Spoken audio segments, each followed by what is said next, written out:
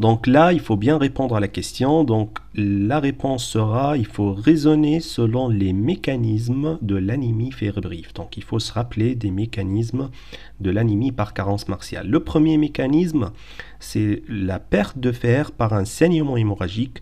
Essentiellement, les deux saignements les plus fréquents, ce sont le saignement gynécologique et le saignement digestif, et plus particulièrement l'hématurie macroscopique chronique, épistaxis à répétition, point d'interrogation. Donc, saignement gynécologique, on va chercher la notion de ménométrorragie, la recherche de dispositifs intra-utérins.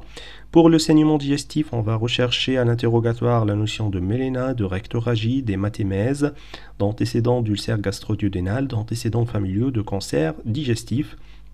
Et comme je vous ai dit, parfois, on retrouve la notion d'hématurie macroscopique chronique et on pose la question sur un éventuel épistaxis à répétition. Donc voilà, le premier mécanisme de l'anémie par carence en fer, c'est la perte de fer par un saignement hémorragique. Ensuite, le deuxième mécanisme, c'est la carence d'apport de fer.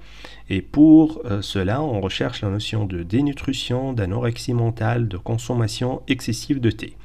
Ensuite, on a le défaut d'absorption de fer et on recherche la notion d'antécédent de maladies inflammatoires chroniques de l'intestin, de maladies cœliaques ou bien aussi de résection étendue de l'intestin grêle qui constitue un défaut d'absorption du fer.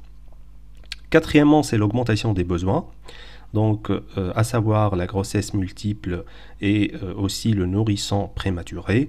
Et enfin, donc on recherche la notion de prise de médicaments gastrotoxiques tels que les ANS et les anticoagulants. Donc voilà les 5 mécanismes d'une anémie ferrovive. Donc il faut raisonner selon les mécanismes pour rechercher à l'interrogatoire en fonction de chaque mécanisme.